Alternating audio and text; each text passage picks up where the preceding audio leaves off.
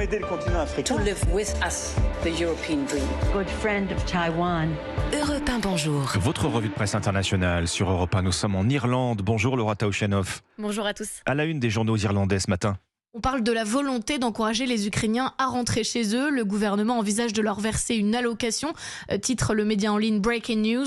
L'idée, c'est de faciliter leur retour lorsque les logements temporaires ne seront plus disponibles cet été, par exemple.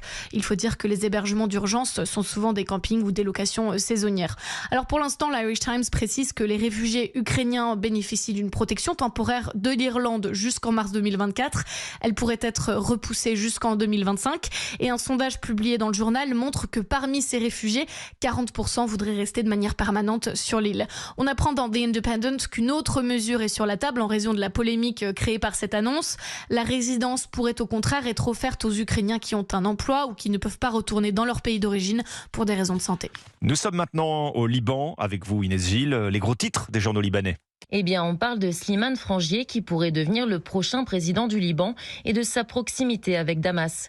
Le leader maronite est un ami d'enfance de Bachar al-Assad à qui il a rendu visite à la mi-avril. C'est le journal L'Orient Le Jour qui en parle.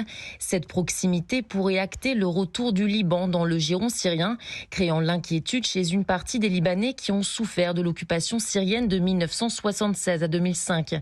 Les réfugiés syriens installés au Liban pourraient aussi être menacés. Dans un entretien avec Al Jadid, Slimane Frangier met en avant sa relation avec le régime pour faciliter leur retour en Syrie.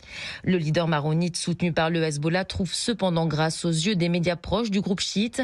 Selon Al-Manar, la candidature de Frangier permet de mettre fin au vide présidentiel et d'éviter au Liban de tomber dans le chaos. Merci Inès Gilles, merci à nos correspondants. 6h53 sur Europe 1. Très bon réveil mercredi 17 mai.